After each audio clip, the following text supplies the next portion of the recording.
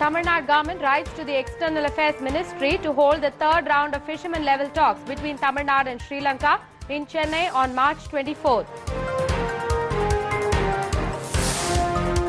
DMK adopts double standards in the methane gas project, charges the AIA-DMK in the parliament. West Bengal nun rape incident rocks parliament. Opposition parties demand quick answers. The news in detail.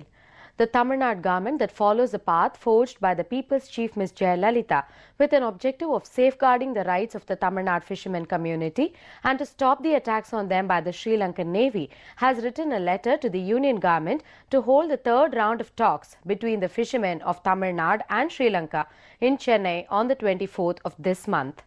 Due to the ceaseless efforts of Ms. Jaya, the first round of talks between the fishermen of the two countries were held in Chennai on January 27th last year.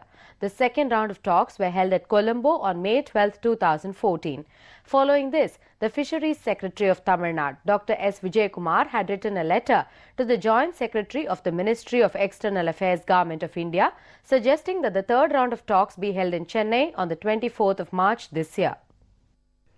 In the second phase, as many as 43 Tamil Nadu fishermen who were released from the Sri Lankan custody due to the ceaseless efforts of the People's Chief Ms. Jaya will reach Karaikal tonight. They would be sent to their hometowns at the expense of the Tamil Nadu government. The 43 Tamil Nadu fishermen who were released from the Sri Lankan custody in the first phase on the 14th of this month were brought back to Tamil Nadu safely. Arrangements were made by the state government to send them to their respective hometowns at the expense of the Tamil Nadu government. In the second phase, 43 other Tamil Nadu fishermen freed by a Sri Lankan court would be brought to Karaikal by the Indian Coast Guard. The Tamil Nadu government would bear the expenses to send them back to their respective places. Meanwhile, a team of 145 members have gone to Sri Lanka to bring back the 81 fishing boats belonging to the Tamil Nadu fishermen seized by the Sri Lankan Navy. Among them, as many as 33 boats would be brought back to Tamil Nadu in the first phase tonight, Fisheries Department officials said. The AIA-DMK in the parliament today strongly opposed the double standards adopted by the DMK in the methane gas project. It charged that the DMK, which granted permission for the methane gas project that was against the welfare of the Kaveri Delta farmers, is now opposing the scheme. Charging the DMK of allowing the methane gas project by granting permission, the AIA-DMK MP A. Navanitha Krishnan today pointed out that it was Ms. Jaya who saved the livelihood of the farmers by opposing the scheme and by stopping it. The AIA-DMK members told the Rajya Sabha the DMK MP Kanimozhi's speech against the methane gas scheme in the House only revealed the double standards adopted by the DMK in the issue. They added that the DMK was staging a drama in the matter. Following this, there was chaos in the Rajya Sabha. Later, the AIA-DMK members staged a walkout from the upper house as they were not allowed to speak about the issue. The rape of a 72-year-old nun in West Bengal's Rana Ghat rocked parliament this morning as lawmakers from the opposition and treasury benches attacked the state's Mamata Banerjee government, asking why no arrests have been made yet. Union Minister M. Venkaiah Naidu said this was not a matter to score political brownie points. Naidu said that the issue should not be politicized, even though law and order is a state subject. The centre, he pointed out, cannot accuse or find fault with the state governments. Earlier, Bengal's opposition CPM and other political leaders representing the state had trained guns on the Mamata Banerjee government. CPM's Mohammed Salim charged that even after 70 hours, no arrest has been made, adding that the state that gave Mother Teresa to the world has incidents like these happening with a nun. On Monday, Christians held vigils across the country to protest against the rape, which took place during an armed assault on a Bengal convent school. The Farm Fresh Outlet Scheme, an innovation of the People's Chief Ms. Jaya is one of the noble schemes aimed at the benefit of the poor and the middle class in Tamil Nadu. Within a short span of just 1.5 years, several lakh people have benefited by the scheme, under which more than 75 lakh kilograms of farm products have been sold.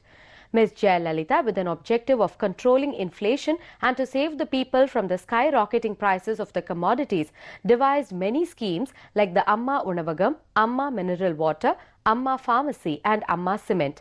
One of such schemes introduced by the People's Chief in 2013 was a Farm Fresh Outlet scheme, under which fresh vegetables are sold to the people directly from the farm for affordable prices without the interference of middlemen. These outlets are benefiting several lakhs of people across the state. இப்போ அம்மா பசுமை காய்கறி அமைச்சு கொடுத்தது மூலமா எனக்கு ஒரு வேலை வாய்ப்பு கிடைச்சிருக்கு. எனக்கு மட்டும் இல்ல, மகளிர் குழுல இருக்க நிறைய பேருக்கு வேலை வாய்ப்பு கிடைச்சிருக்கு. அதன் மூலமா எங்க ஃபேமிலில ரொம்ப ஹெல்ப்ஃபுல்லா இருக்கு. இதற்காக அம்மாவுக்கு ரொம்ப நன்றி. எப்பவுமே நான் இங்கே வெஜிடபிள்ஸ் நல்லா வாங்குவேன். ஆனால் நல்ல ஃப்ரெஷ்ஷாகவும் இருக்கும், ரொம்ப கம்மி விலையில் இருக்கும். இந்த வெஜிடபிள்ஸ் எப்பவுமே இங்கே வாங்குறதுனால எனக்கு நிறைய வெஜிடபிள்ஸ் சாப்பிட முடியும். ஸோ அம்மா தயவால் we are taking more vegetables here. So அம்மாவுக்கு நன்றி சொல்ல விரும்புகிறேன். This scheme has achieved a record sale of more than 75 lakh kilo vegetables during the past 1.5 years, drawing a profit of 21 crore 73 lakh rupees to the Cooperative Department of Tamil Nadu.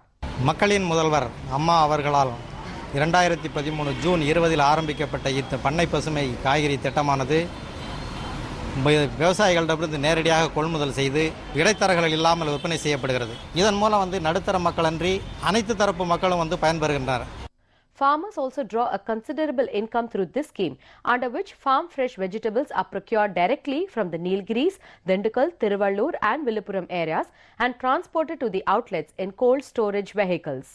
எல்லா காயுமே பார்க்கறச்சே வாங்கணும் போல ரொம்ப ஃப்ரெஷ்ஷாக இருக்கிறதுனால தொடர்ந்து இங்கே வாங்கிட்டு இருக்கேன். இங்கே இருக்கிற ஒர்க்கர்ஸ் கனிவோடு எடுத்து கொடுத்து சேவை பண்ணுறாங்க.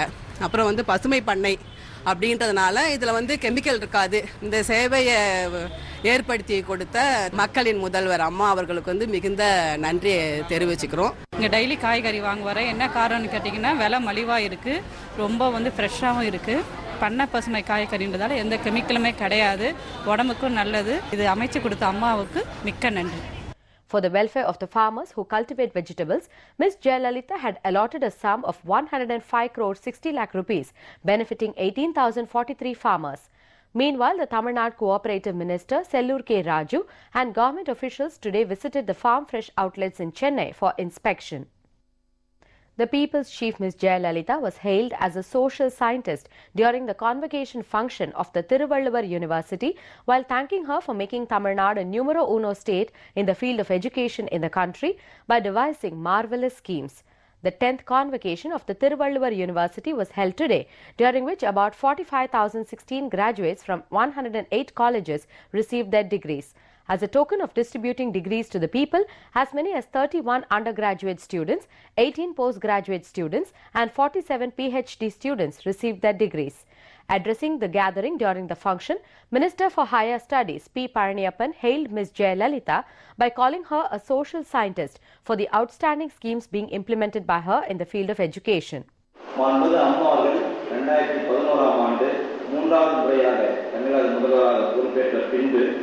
அரக்கோணம், கள்ளக்குறிச்சி, திருப்பத்தூர், திட்டக்குடி ஆகிய 4 பகுதிகளில் கலை மற்றும் அறிவியல் கல்லூரியை உருவாக்கி கொடுத்திருக்கிறார் என்பதை இந்த நேரத்தில் நினைவு கூற கடமைப்பட்டிருக்கிறேன். அம்மாவர்கள் சட்டமன்றத்திலே ஒரு கருத்தை சொன்னார். பல்கலைக்கழகங்களை உருவாக்கினால் மட்டும் போதாது, உருவாக்கிய பல்கலைக்கழகங்களின் உட்கட்டமைப்பு வசதிகளை மேம்படுத்தி உலக தரத்திற்கு அவற்றை உயர்த்த வேண்டும் என்பதுதான் நோக்கம் என்ற ஒரு கருத்தை சொன்னார். Meanwhile, Minister N. Subramanian today held discussions with the concerned officials at the State Secretariat in Chennai about the sub-projects to be implemented for the current year for the Adi Dravidar and tribal communities on the orders of Ms. Jaya. The death of a young, upright IAS officer under mysterious circumstances in Bengaluru yesterday evening rocked the Karnataka Legislative Assembly. The opposition BJP had demanded a CBI probe into the death and questioned the Congress government's commitment to protecting honest officials in the state. 36-year-old D.K. Ravi, a 2009 batch IAS officer who was working as an additional commissioner for enforcement in the Commercial Taxes Department of the Karnataka government, was found dead by his wife and father-in-law at his 9th floor apartment in South Bengaluru last evening. The Bengaluru police have, on the basis of prima facie investigations, called it a case of suspected suicide. Leader of the opposition BJP in the assembly, Jagdish Shettit, demanded that the government must find out who murdered an honest and upright officer like Ravi. The opposition leader also questioned the Bengaluru Police Commissioner M.N. Reddy for ruling that the death was prima facie suicide even before the post-mortem in the case was conducted. The death of IAS officer Ravi has resulted in a day-long bandh being observed in the Kolar district. Police have announced a special investigation team headed by Deputy Commissioner of Police Rohini Katoch, who is a medical doctor by qualification, to probe the case. The AIADMK today urged in the Parliament that the centre should include Srirangam in Tamil Nadu in its Smart City project to be undertaken soon. In the Lok Sabha today, AIADMK member P.R. Sundaram said that the victory secured by the AIADMK in the Srirangam constituency is a victory for the people welfare schemes being implemented by Ms. Jaya. திமுக அங்கம் வைத்த ஐக்கிய முற்போக்கு கூட்டணி முந்தைய காங்கிரஸ் அரசு விதித்த முன் தேதியிட்ட வரி விதிப்பினால் தமிழகத்தின் நோக்கியா தொழிற்சாலை மூடப்பட்டுள்ளது. அதை திறக்க மத்திய அரசு விரைந்து நடவடிக்கை எடுக்க வேண்டும். மாண்புமிகு அம்மா அவர்கள் கோரியுள்ளபடி மத்திய அரசு அறிவித்துள்ளபடி புதிதாக உருவாக இருக்கின்ற 100 ஸ்மார்ட் சிட்டியில் பூலோக வைகுண்டம் என்று அழைக்கப்படுகின்ற உலக பிரசித்தி பெற்ற ஸ்ரீரங்கத்தை சேர்த்துக்கொள்ள வேண்டும் என்று கேட்டுக்கொள்கின்றேன். மாண்புமிகு அம்மா அவர்கள் 3 ஆண்டு சாதனைக்கு கிடைத்த வெற்றிதான் ஸ்ரீரங்கம் இடைத்தேர்தலில் கிடைத்த வெற்றி. மீண்டும் தமிழகத்தில் 2016 மாண்புமிகு புரட்சி தலைவி அம்மாவின் தலைமையில் தான் ஆட்சி. இது நிச்சயம், இது உறுதி. AIADMK MP Maragadam Kumaravel reiterated the demand of Ms. Jaya in the Parliament that Badugar, Irular communities and Dalit Christians should be considered as tribal community. In Tamil Nadu, there is a community known as Padaga living and around Nilgiris. The Tamil Nadu government, under the leadership of Makkal Mudalvar, Dr. Purachi Talavi Amma, had written to the centre to include the people belonging to this community in the scheduled tribe list. Hence, I request that this Badaka community may be included in the ST list. Secondly, our leader, Dr. Purachi Talavi Amma, had repeatedly written to the central government to include Dalit Christian in that list. There is another demand that the Irular community should be included in this category. But so far, it seems that nothing has been done. These demands are pending for a very long time, and I request the government to kindly consider this and include them in this list immediately.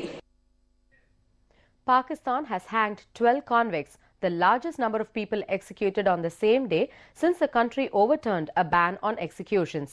The men were terrorists, murderers, or guilty of heinous crimes, an Interior Ministry spokesman said.